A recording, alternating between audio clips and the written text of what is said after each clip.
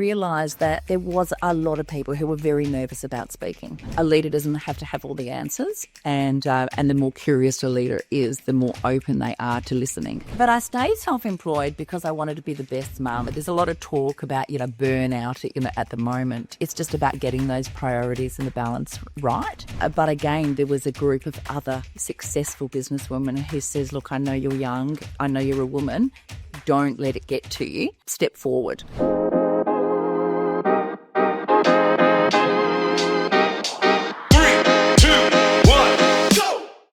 Hello and welcome to the Real Biz Life Chronicles, where we discuss all things business, branding and life from the Horizon Digital podcast recording studio here in Perth. I'm your host, Tracy Fryer, the founder of Design Studio Perth, and to celebrate the launch of Season 2 of the show, Design Studio Perth is offering all our listeners a free brand discovery. So if you find yourself simply frustrated with haphazard brand presentation and messaging, use the link in the show notes below to book in a time to have a chat. Now, the Real Biz Life Chronicles is on a mission to become one of Australia's leading business podcasts, but in order to do that, we please need your help. If you do enjoy this episode, we please ask that you like and subscribe to our channel below, or simply share this episode with a fellow business owner who is in the trenches doing one of the hottest things in the world, building a business. My guest today is someone who has been described by those who know her best as creative, professional, and someone who just gets stuff done. She has been in business for over 40 years, and she's just a little bit obsessed with powerful training and presenting. But that's just the beginning. When I asked someone close to her what the world should know about her, that she'd never say about herself, the response was crystal clear. She has an incredible ability to mine the gold in our minds that we often overlook.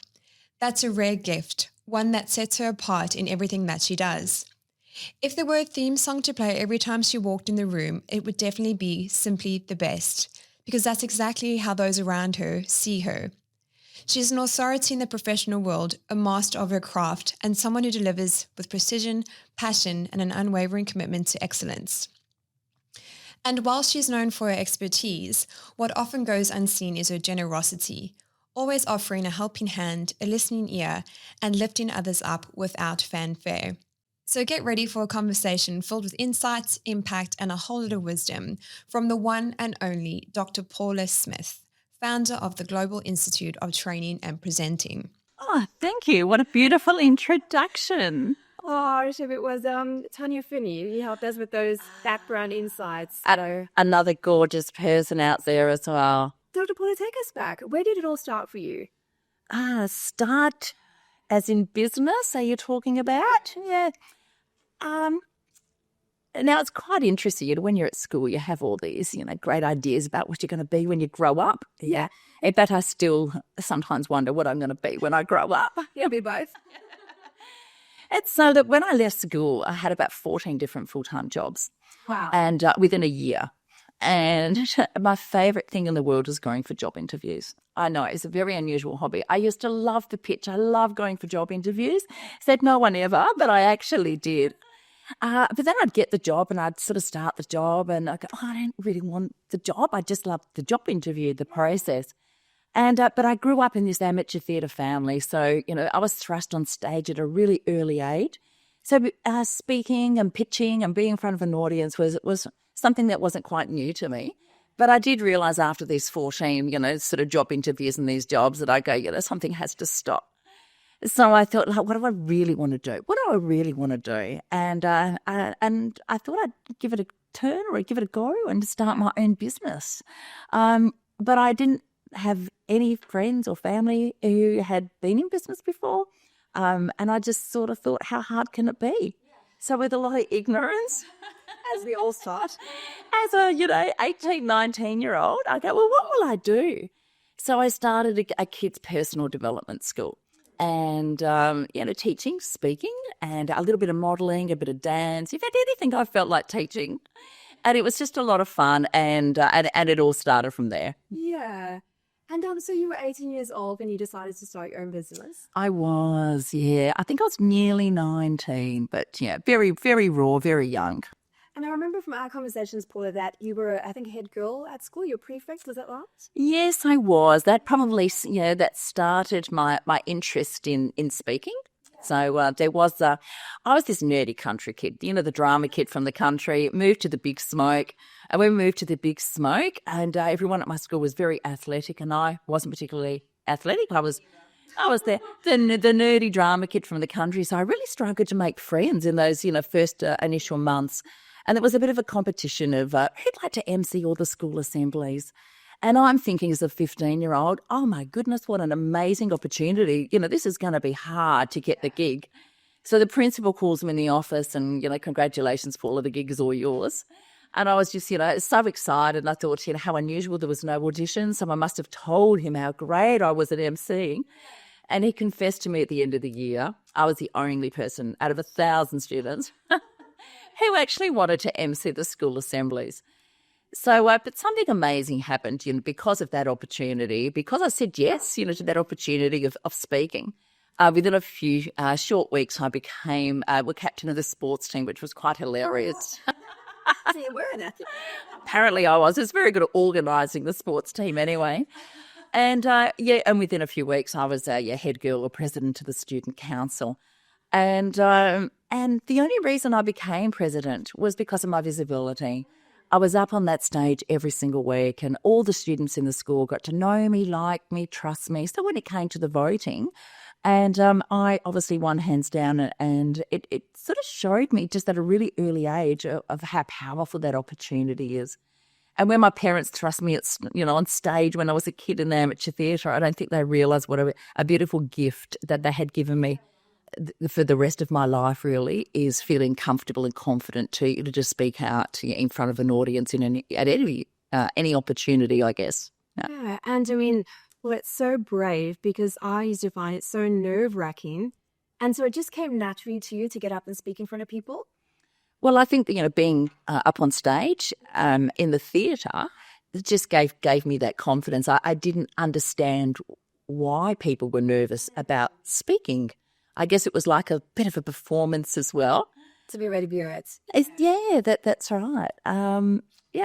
And I guess the rest is history. And when I did have all those job interviews and started my own business, I realised that there was a lot of people who were very nervous about speaking.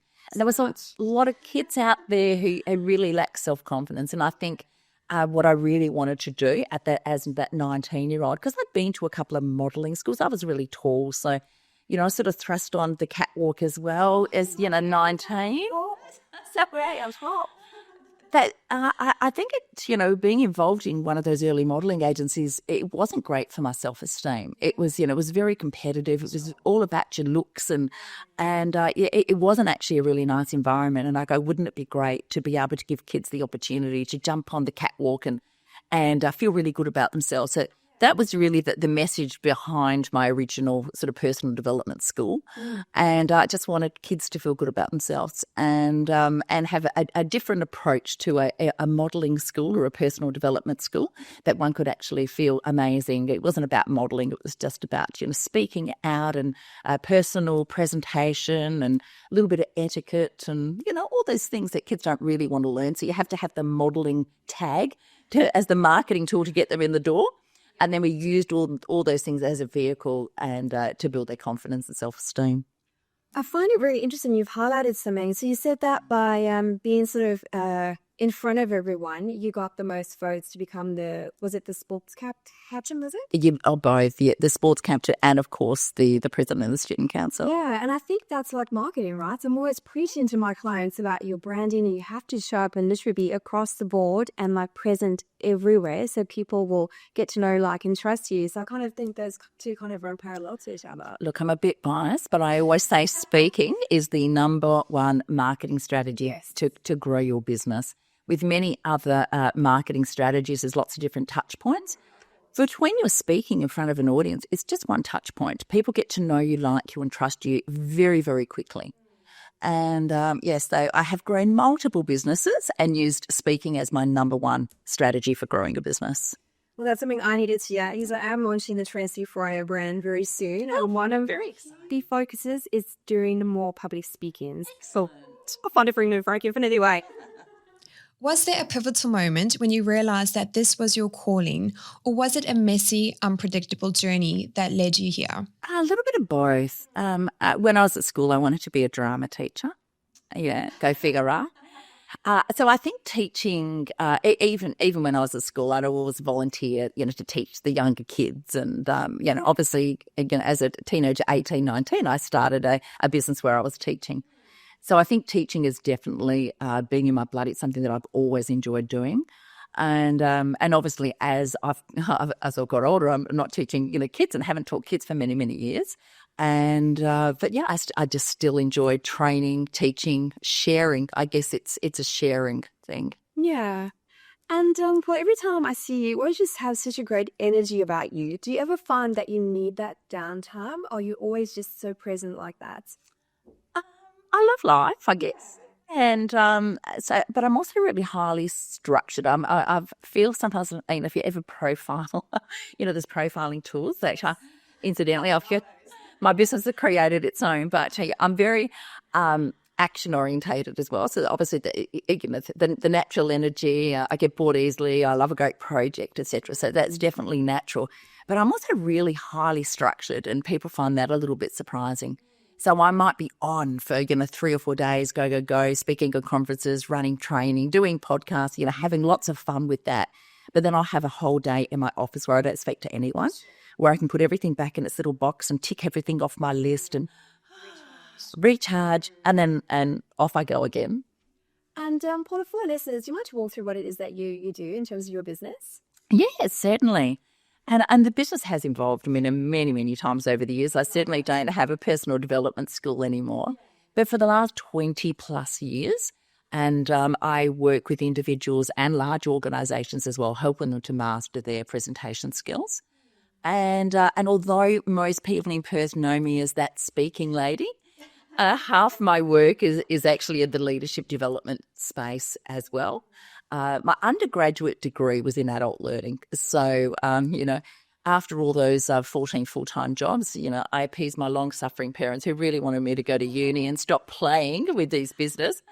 But while I was running my business, I was also a full-time student when I was running my business. And so I did training and development, fell in love with training. So parents were coming in saying, when you're teaching little Johnny in their, the kids' personal development classes, will you come into our organisation and work with some of our staff? And so I fell in love with training. But I was training really quite intuitively. And sometimes it worked. Sometimes I felt like I was winging it. And but I was really a little bit obsessed about what causes people to change their behaviour. And you hear a lot of the times, your training is just a waste of money. I didn't want to be, that's right. I didn't want to be the waste of money person they got in. So I ended up enrolling in a training and development degree, and I became a bit of a study junkie. And then after that, I was learning anything I could. I did postgrads in counselling. I studied neuroscience. I did education. And then when I did my master's, and I decided to do master's in leadership because although I was doing a lot of work in that powerful presenting, it's really leadership from the front of the room. So my thesis was actually in storytelling and storytelling to incite behavioural change. So that was a little bit of my passion for a couple of years, and then that led on to my PhD. And my PhD was in presentation intelligence, where although it's got presentation in front of it, my actual PhD is in organisational leadership. So it's really about that leadership from the front of the room, and of course there's many layers in between, presenting leadership and human behaviour. So many questions, right? I'm sure I keep this one in my brain to ask you. I guess I'd love to know what was the most, or perhaps there's a few things in terms of how, people's behaviour is affected. Was there any key things that you found interesting there? When you say key things that people are affected? Yes, like how the behaviour might change or... I think there's a lot of training people go in and do Leadership 101, Presenting 101. They're not finding out enough about what the people need and care for. So it's having that deep level of understanding of human behaviour before you can shift behaviour. And I think sometimes people go straight into let's change a behaviour, but you have to change their thinking about something first. You have to change their feeling about something before they will finally change their behaviour. And there's a lot of work around persuasion.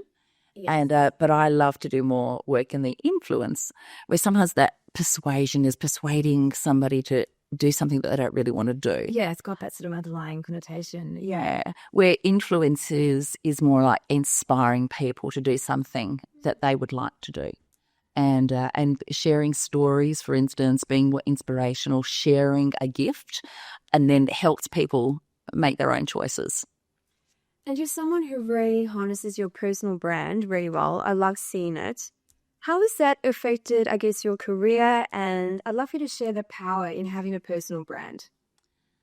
I think the personal brand is definitely have to be authentic. And I think sometimes people try too hard with their personal brand and try to make it into something that it's not, or you're not. And you've probably seen that. The overshares, etc. It's even when people are presenting, they say, oh, I want to be just like that person. And I go, no, you don't. You want to be the best version of yourself. So be as authentic as you can. Have something to say, but not too much. And if you do, be diplomatic about it, unless you're deliberately controversial, of course. But I just think it's being true to your brand as well. And not trying to be someone that you're not. Yeah, and I guess there is, that term authenticity gets thrown around a lot. If Sam was thinking of, trying to leverage their personal brand, I guess I'd love you to share like what that means to you and how they could perhaps harness that more. Yeah, so I work with a lot of information businesses, etc. So when they're looking at their websites, for instance, I go, oh, wow, that doesn't say anything about you as a person. So I think when you go to the website, if you're a very playful, gregarious person, but, every shot up there is in a business suit, it doesn't really. No, when someone goes to your website, they don't get a sense of who you are. So I think some of the photographs, as well, that are on your website, should have a little bit, when people visit it, they should get a sense of who you are. If they're listening to a podcast, they should get a sense of, who you are as a person, because that is your brand as well. And all those websites that don't have, and I know there's a lot of them out there, you go about us, and there is no person. It's just, so many. Yeah, it's just a business. And I go, people like to do business with people still. And, well, I know I do as well. So if I go to a website and there's no person behind the brand, I move on. I want to do business with a person. I want to know that that person has some shared values with me. And I'm also a bit pedantic about customer service. Same. It is.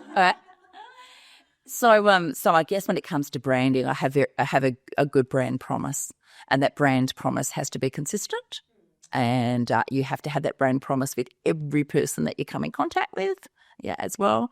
But it doesn't mean your brand doesn't evolve, as well. I mean, many, many years ago, I had a program called Professional Image. I'm talking 80s, 90s now, showing my age. And then What a time. And then people weren't really buying professional image anymore, because personal branding was the new in thing, the new phrase. So my program didn't change, but the marketing and the title of the program did. Obviously a few things evolved, but it was pretty much the same principles of the course I was running. And then all of a sudden people go, oh, have you got a new course? And I go, oh, personal branding works really well. And they go, oh, it's getting a bit stale. So I go, oh, okay. I have a brand new program and called Reputation Management. And they go, oh, that sounds very exciting. It was pretty much a similar course, but a few little tweaks. And then when that got a little bit stale, it became Reputation Branding. Interesting. Yeah, so I think it's just having that ability to read what the audience wants, and again, human behaviour. People like something a little bit new, a little bit exciting, even if the principles are very much the same as they were 10 or 15 years ago. Obviously, lots of things have been updated and changed, but your personal branding, I think, still has to evolve as well at the speed of business. Yeah. So many great takeaways. Music to my ears. Thank you, Paula. I'd like to know, what in your view makes a great leader? Oh, a great leader. I don't know, we've talked about that, the word authenticity being thrown around a lot. I think a leader has to be compassionate and courageous, competent. Yes. And we say charismatic, but charismatic means something to a lot of different people. But also strong. and curious. Oh, there's a lot of C's there, isn't there? Yeah. So definitely a curious leader is a good leader. A leader doesn't have to have all the answers, and the more curious a leader is, the more open they are to listening. That's a really good point. Yeah, because I think a few leaders kind of just get fixated on sort of what their mission is and kind of don't take on that important factor, actually listen to feedback. Would you find it's the same? Yeah, and there's a lot of talk about leadership styles. Yes. And whether you like those, that term or not, I definitely believe there's leadership approaches, and they are aligned to your innate personality as well. So if you're a high relationship, compassionate person, and but someone says, oh, you can't lead like that, you need to be stronger, you need to be this, you need to be more stern, that leader's never going to basically step into that leadership approach and as comfortable as they are owning what their own leadership approach is. And so I think it's that leadership identity is a very personal thing, and the more self-aware you are as a leader, the better leader you become. And do you think everyone has it within themselves to be a leader, or do you think it's only sort of specific people are able to do it? Because I think you've naturally just got that within you. Not everybody wants to be a leader as well. So when I'm running a lot of leadership development programs, it's like we have a program called the Leadership Conversation, where it's more of a facilitated conversation about what leadership really is. And sometimes at the end of the program, someone says, I'm not actually comfortable being a leader. I never signed up to be a leader. I've just ended up here because I've been at the company the longest. And I really want to just manage myself. I don't want to lead a team. I don't want to. That's not where I want my career to go. So I think leadership should be a choice as well. I think everyone can develop leadership skills and behaviours, but not everybody wants to be a leader, and not everybody should be a leader. Yeah. What were the first few years of building your business really like? Was there a moment when you thought this isn't going to work? Well, this morning, no, not really. While you're waiting for me. No, I think I've been self-employed now for such a long time. It's almost like I don't have any other option. And so no, look, there's always tough times, but there's tough times in life as well. And I think, again, another term we throw around a bit is that word resilience. And but I think all entrepreneurs have very high resiliency because we do get knockbacks. And I think we were chatting this morning about, you've been in business for such a long time, clients must land on your lap. And sometimes they do, and sometimes I've been working with some really great clients for the last 10, 12 years. They get me in every year. But other times, learning and development managers move on, you get somebody else in, and I'm just put in the same kitty as the other 17 people who are pitching for work. And sometimes I'll lose contracts because of that, because I haven't got those relationships with the new learning and development manager. And and sometimes that's almost like, what happened? So it's sometimes they go, oh my goodness, I've got to go into hustling, I've still got to go into pitching, etc. So it's the same. It doesn't matter at what stage of the business that you're at, you're always going to be running a business. You're always going to be, selling yourself. You're pitching yourself, running a business, doing your lead generation.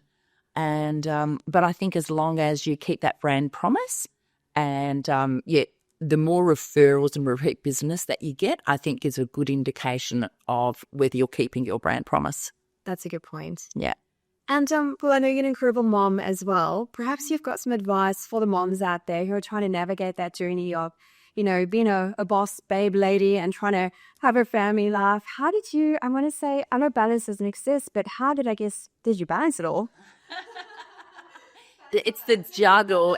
Definitely the juggle. Look, I think that's one of the reasons that I stayed in business for such a long time, because I wanted to be a really good mum. And I've got 3 kids. Yeah. They're not kids anymore, actually. My oldest is 33. My neglected middle child, as she introduces herself. Yeah, so and it's always been a bit of fun. And so she's just turned 30, and my youngest has just turned 18. Yeah. So there's a big gap there. So I'm a second time round mum as well. So my kids were 15 and 12, where I'm 40 years old and pregnant. Love that. Yeah, and here we go again. In fact, last year, after the 29 years, I paid my last school fees. after 29 years. Yeah, so Delicious. I know, right? Yeah. So, but I stayed self-employed because I wanted to be the best mum. My mum was a great mum. She was a stay-at-home mum. She was so present. And a lot of my friends came home to empty houses, and that's something that my mum didn't work. So I really sort of didn't get to know mum as a professional, but mum was the best mum. She, I came home to bake cookies. And although I don't know if I could be that mum because I was really career driven as well. Yes. I still wanted to take all those lessons that my mum had given me, and I knew and appreciated how much that she had compromised and sacrificed perhaps to be the best mum she could be. So it really was, well, how can I have both? Yes. So, and self-employment was my answer to that. So I would work my business around the school holidays. I always took 12 weeks off a year in the school holidays. So I could be present for my kids. And I know there's many times with the cost of living pressures and all sorts of things now, not everybody is fortunate to be able to do that, but it was a choice that was really important to me at the time. And so I took all the school holidays off, and if I had to work and then negotiate with my husband, like, no, you have to take a week off now because I have to do something else. So look, it's always been a juggle, but I also wanted my kids to know Paula the person, not just mum. Of course, yeah. And I wanted to be a role model to, especially, not just to my daughters, but definitely to all three of my kids, that you can have both, but always put your kids first, families first. Families always come first. And would that be your advice to a potential mom who is in that sort of, I guess, hustle phase? Yeah, it's, how can you, my family events went in my diary first. Yes, I'm the same. Yeah, they go in first. So I would open up the school calendar and I'd look at when Pancake Day was and the sports carnivals, and they would all go in my diary. And sometimes I would miss out on work, but it's amazing when somebody says to me, Paula, can you come and train for this day? And it was a great gig and it was good money, but it was Pancake Day. And sometimes I'd be a bit embarrassed to say, oh, no, I can't. I'd just say, I'm so sorry, I'm already booked. And after a while, I went, I'm really sorry, but it's my daughter's Pancake Day that day. That's great. Yeah. And I said, and I'm a mum first, and I'm really sorry, I can't help you. And most of the time, the people on the other end of that call were a parent. And they respected me for it. And they said, well, how about we move that date? Wow, I see. So, and I went, okay, it's like, why are we hiding the fact that we're parents? This is life. And I started here my business in the the late 80s, early 90s, where, I have a 1-800 number. So people didn't know that I was working from home. And if I was changing nappies in between, meetings and things, I was almost embarrassed about it. And one day I went the world has definitely changed and we're so much more accepting of that now. But there was a lot of challenges where I didn't think I'd be taken seriously in business, if I had a 2-year-old, on my hip when I went to a meeting. So there was, lots of challenges around that. But I go, no, I'm a mum. I'm going to own that. My family comes first, and that's going to be part of my brand. And Paula, I know we were chatting before. I'd love to know what happened when you went to go and buy milk. Well, being an entrepreneur at heart, so my husband and I had just moved up to the Perth Hills, and yes, I went out for milk and I bought a hotel, as you do. As you do. So, yes, if I ever tell my husband now I'm going out for milk, I can see his heart missing a beat. So I do love a good project, and we had just moved, and there was a hotel. It was like a home open, but it was a business open. And anyway, I just sort of stopped and wandered around, and I could just feel myself getting so excited and walking through this building, and I sort of went, oh my goodness, what an amazing project. So went home and said to husband, I said, look, here's the milk, but do you want to come and have a look at this business? And he says, like, what are you talking about? Like, what makes you think you can run a hotel? You've never run a hotel. Yeah. And I go, well, business principles are sort of the same. You look after your customers, you look after your staff, you control the costs, and a lot of the other stuff you can learn along the way. So we bought a hotel. And it wasn't any hotel. It was the oldest in Western Australia. It had 120 work orders from the local council on it, and it hadn't made a profit in about 30 years. So, so that was a real fun project. So for how long did you own it? For about 4 years. And so we had to start everything. We had to renovate the whole place. We had to employ all the staff, remove all 120 work orders from the place. and then open. And keeping in mind, I was still running my other business. Wow. Yeah, that's right. So I had about 2,500 students in classes each week, and 14 franchisees. I'd franchised the model by this stage, and and I was pregnant. So there was a lot of things going on. And but look, it was sometimes I call it my small midlife crisis, but we had a lot of fun. We had the most amazing staff as well, and they pretty much stayed with me the entire time we had it. And my husband is in the building. He's an engineer, sort of building surveyor type. So he didn't love the business. He's not the natural people person, but he loved the building and that type of it. So yeah, it was a lot of fun. We had a lot of fun, and then we realised one day it was like, we need to take this business to the next level. But I knew I was a trainer at heart. So when people would come to book a function, and instead of me being sort of more serious about their menu, I was more serious about, you can't put that, that screen there. That's too distracting. And I think you should set up the training room differently.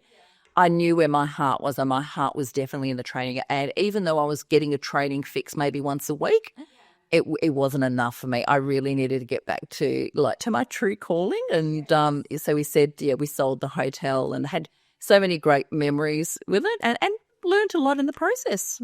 Amazing. So for our listeners, be careful if you go buy milk. Well, your husband sounds very supportive of everything. I thought you were going to say tolerant, Nat. Well, I haven't met him, but just from the conversation, it sounds that he is naturally just very supportive of everything that you do, and I'm sure it's the same for you.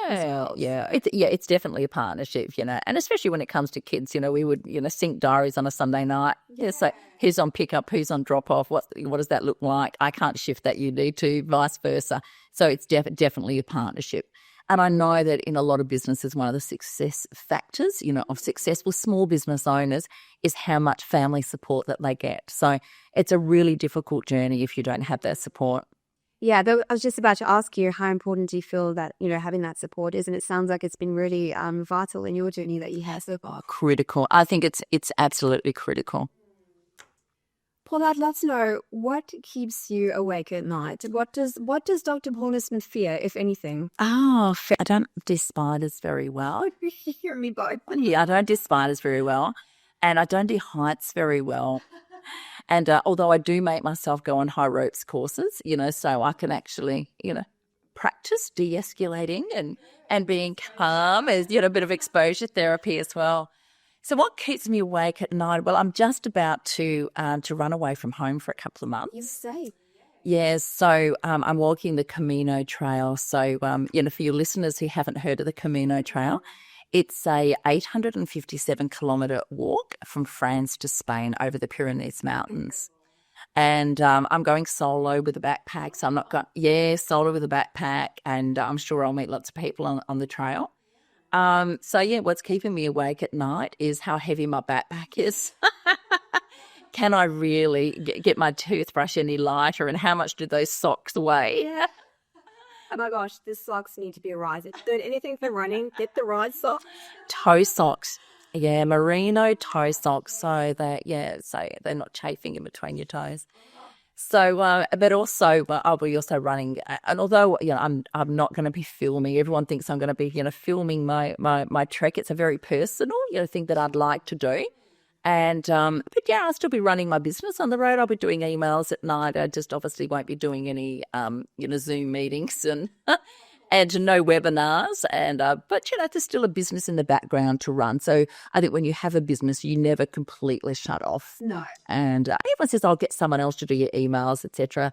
I want to respond to people personally. I want to speak to people on the phone, and so that's really important for me to keep that sort of connections and contact going, even when I'm on the road. If there could be one piece of business advice you could give to someone who's perhaps starting up their business or perhaps a few years in, what would it be? Again, critical. Yeah. Even if it's a 3-day break, I think regular breaks are really important. So there's a lot of talk about, burnout, at the moment. And it's just about getting those priorities and the balance right. I like to take, if I do have 3 or 4 training days in a row, then I like to take, one off in between, again, just to sort of put all the things back in boxes where they belong, and also de-escalate myself so I'm fully present for the next group. But yeah, no breaks, I think, are really, really important. Yeah, I don't think enough of us, myself included, make time for it because I find, I don't know, just so focused on doing something that, the whole week's gone and I haven't had like one day off. So I have been trying to get better before I've grown out. I tend to burn the candle at both ends, but never mind. And some people are good at that. I'm a sprinter. So like I know that my style is I'll just go. I can work a 16-hour day and just go. And then I can go like that for a period of time. And then I go, right, I'm done, the sprint's over. And then I'll have a break. And, sometimes that break could be a month initially. And, if I've done a big sprint, but other people will need, they can't do the big sprint. They're more of a long distance runner. So they might need a few more long weekends in between. So I think it's understanding what your style of work is, and looking after your mental health, obviously, needs to be number one. But that self-awareness. And what do you feel like daily practices that you implement in your day to help with that? I have 2 border collies. Oh, cute. I know. So I am up at the crack of dawn on sunlight. So in summer, it's generally 4:45 in the morning. It's like the second they can sense sunlight, they know it's walking time. Yeah, so every morning, my husband does one day a week, which is Saturdays. That's my sleeping day if I haven't got everything organised. And although I go, this is unfair, I actually really, really enjoy it. So I get up and I take the dogs to the dog park, even though we're on 20 acres. They have a social life too. Yes, a bunch of hours at the same. That's right. There's people at the dog park. So yeah, every day I'm at the dog park with the dogs, and for half an hour.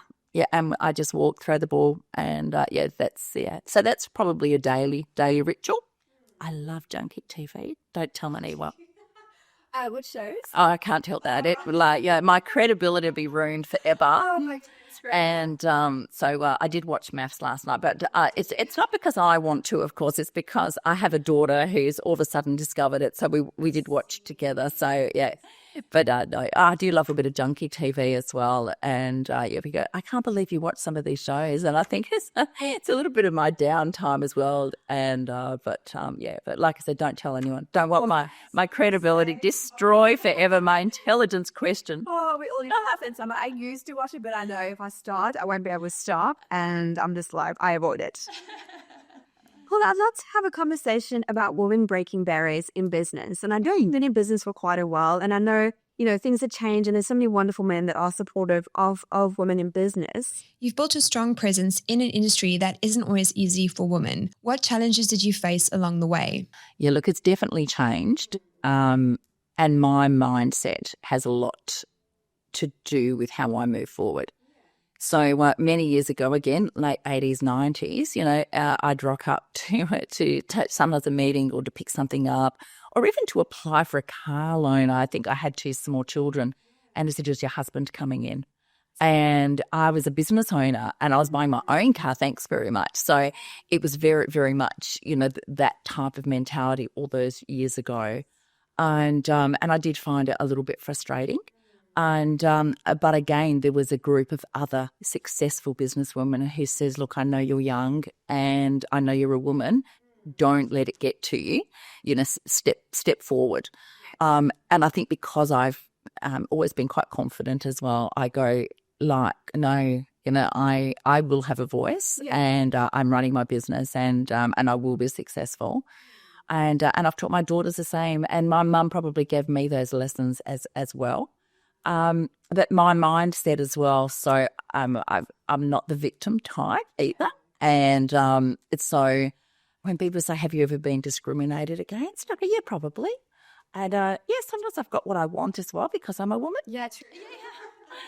I sometimes think it could even out, and but I'm also things have definitely changed, and but I'm very supportive, of women in business, but I'm also very supportive of men in business as well. So I don't really want to participate in a lot of those conversations as well. It's I go, you do you, and but one of my values is fairness. Yes.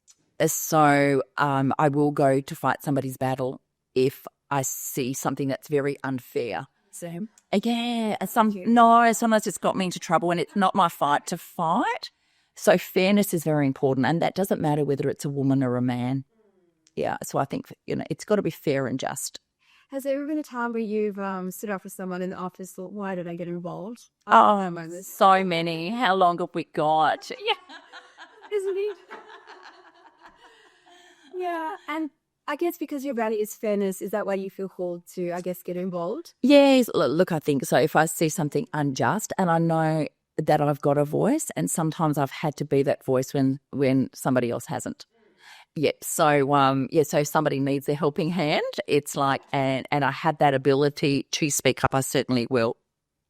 And I guess what comes with that is that not everyone is going to like you, and that's totally fine. How do you navigate through that? Because I think a lot of business owners or people in general, we seek approval from others, want to be liked by everyone. What's your thoughts on that?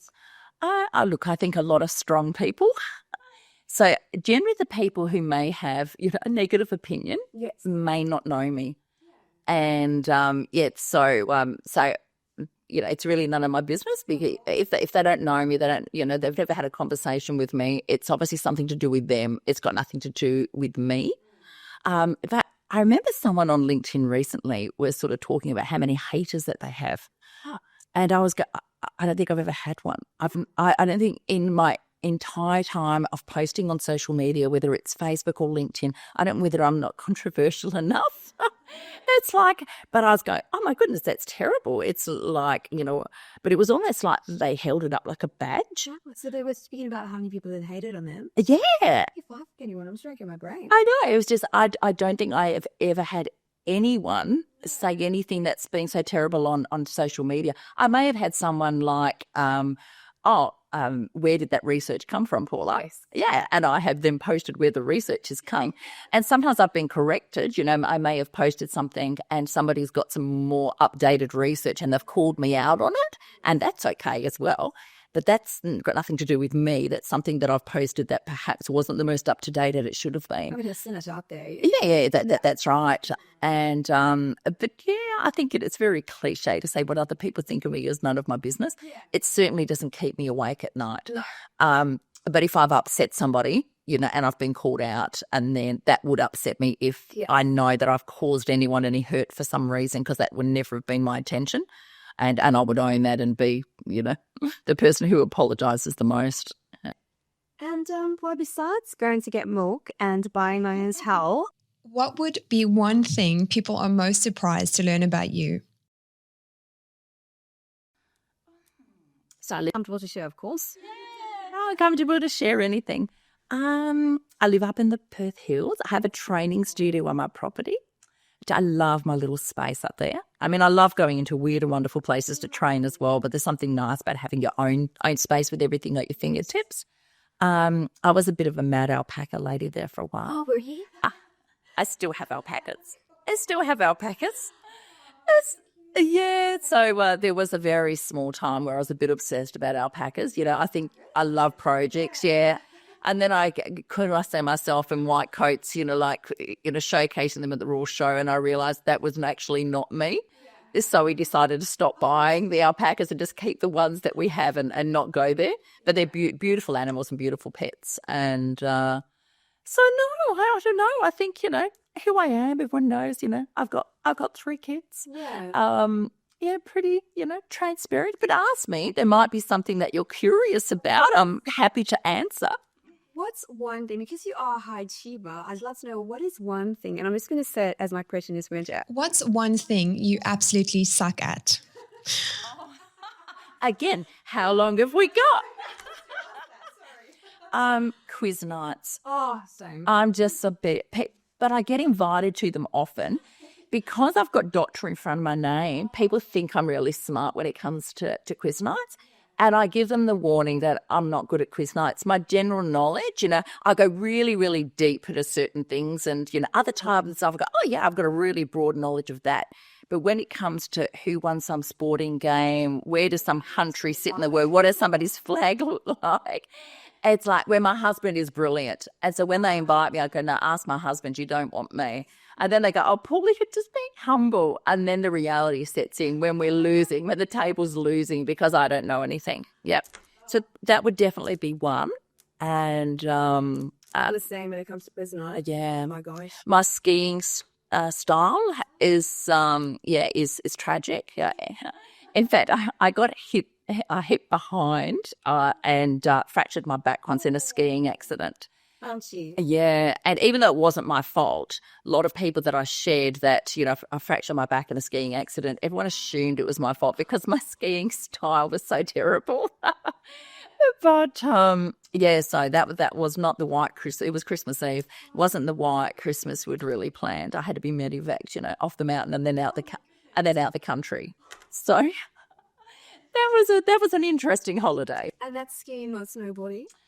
No, that was skiing. That was skiing as well. So so I haven't been back skiing since. I can't blame you. Yeah, I should go back because maybe I've got a bit of fear around that. So I probably should get back on the horse, as they say. Try snowboarding. I tried skiing. It was so traumatic. I think I just couldn't get my legs right. One would go this way, one would go left, and one would go right. And eventually I just lay.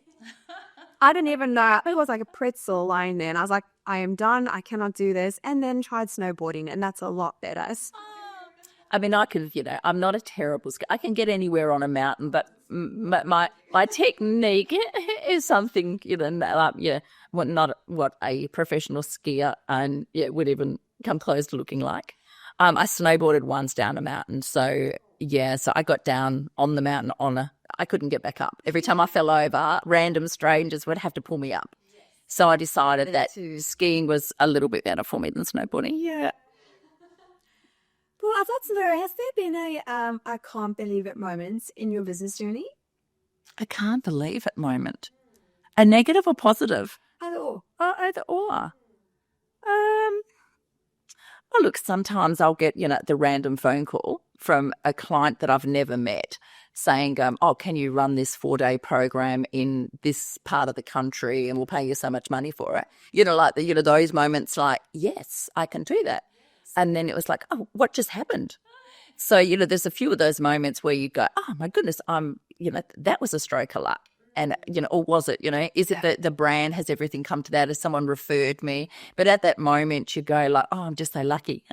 And, so there's been, a few of those moments, definitely a few pinch me moments, where, I've been very fortunate to be, flown to a beautiful place to speak at and they've looked after you and you've stayed at some beautiful places and that type of stuff. And I get paid for this. So there's, there's many moments that, I'm filled with gratitude and, of what I get to do.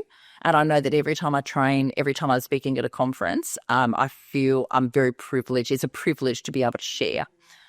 So, so there's lots of pinch me moments, but not probably, I can't believe it. It's generally like, I can't believe I did that. What was I thinking moments? There's probably many of those, actually there's probably hundreds of those that, when I've, sent some brochures in and I've had 4,000 printed, and then all of a sudden I've seen the typos and, I didn't send it off, to be proofread, there's lots of those moments, yeah. And I'd love to know, has there been a person or perhaps a few people in your life that have been most influential for you? For different reasons. There's, it's lots of people go, who's like being a mentor. There's been people who have inspired me for very, very, very different reasons. And like my mum. It's like my mum was such a beautiful storyteller, for instance. I ended up doing my thesis in storytelling, and I think back to like my mum read to me every single night. And that's something that I did with my children. So so my mum was a very quiet achiever. So my mum was probably the leader of the house, but she'd never let on. She was the leader of the house. You know what I mean? That's mama. Yeah, because she was very, very quiet. So mum, so my mum, definitely. And not that my dad wasn't, but, mum was, yeah. So, sometimes my children have inspired me, for different reasons. And other business owners that I go, oh my goodness, that's so brave. How have you done that? I look at somebody who's got 200 staff and, and are very relaxed about it, being responsible for other people's mortgages, etc. And especially when I'm coaching them through some of those challenges as well, I'm sometimes in awe of them. I feel like, wow, they're paying me to be their coach, but I'm actually in awe of what they're achieving as well. So there's, and then when it comes to speaking, there's been lots of other professional speakers who have gone like, wow, they're an amazing speaker, an amazing trainer. What can I learn from them? So lots of different people for very, very different reasons. Yeah. And I'd love to know if there was one piece of advice you could give your younger self. So when you were 18, 19, starting your did you say you have 14 different jobs? Yeah, look, everything from, a shoe store to so there was, I worked in a newspaper for a while. I took a journalism cadet for a little while. I worked in it was like a computer store for a while. I'm trying to think of all the different ones. I worked at Red Rooster when I was at school. That was my part-time gig to earn my pocket money to buy all those things that your parents weren't going to buy you.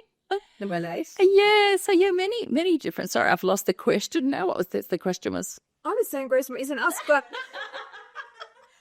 what would be the one piece of advice you give your 18-year-old self? Back yourself. Yeah, back yourself. Stay curious. Back yourself. What's the worst that can happen? And when you're 18 or 19, there's all of a sudden you're in your 60s, you're making big mistakes. You could, lose everything you've accumulated, in wealth all those years, etc. And, when you're 18 or 19, you've got the whole world in front of you. That is a time to take risks, be curious. But all the way through your life, back yourself. Follow that gut feeling and back yourself. Obviously do your homework as well. Surround yourself with other people who want to back you and support you, and but definitely back yourself. You are the one and only person who, if you've got that self-belief, it doesn't matter what happens around you, you'll keep moving forward. And it sounds like curiosity for you has taken you on some wild adventures by the sounds of things. Yeah, look, some may say it's nosy. I say curiosity. It's so, yes, I think, curiosity. I love that word, curiosity. I encourage my leaders that I'm working with to be more curious, my kids to be more curious, because when you're curious, you're asking more questions. And Paula, what is next for you? Any big dreams that you're still chasing? No, I mean, this year's definitely a me, one of those, the theme, the word, it's, like I said, my daughter's finally finished school. I've got no more school fees. It's, I've been a mum now. My kids are all like, the last one that just got to 18, it's now my time. And to put me first, this year. And, so hence I'm doing the Camino. That was something that's been on my bucket list for a while. But I wanted to be there for my daughter while she was doing, her year 11 and 12. Incidentally, she's off travelling as well. So my husband's being left to his own devices, which I'm sure he's not too unhappy about for a couple of months. And and when I get back, and I love what I do. If that hasn't come across, I really love what I do working with the clients that I do. And, I'll probably just look for a couple of more exciting projects. I do like projects as well. But there's no big dream, except my husband and I are talking about maybe buying something in Italy and going to renovate maybe a house in Italy. My husband's from that region. So, so he's sort of drawn to that sort of part of the world. So I think that's more on my husband's bucket list, where mine was sort of the Camino. So who knows? We may end up renovating a house in Italy, and I might have to do FIFO to Italy. That sounds terrible, doesn't it? So I'm not quite sure. Watch this space. And Boy is a business owner, myself included. What would be some tips you could give someone who's perhaps wanting to present more and really embrace public speaking? Get good at speaking. Yeah. Be very intentional. So, because there's different structures around different presentations. So if you're speaking at a conference and you're being paid to speak at a conference, that's a very different presentation than speaking to grow your business. It's a very different presentation to a pitch. And, sometimes these pitches worth hundreds of $1 million. You cannot afford to play around and wing it. And that's a very different presentation when you're addressing the board and, or training a team.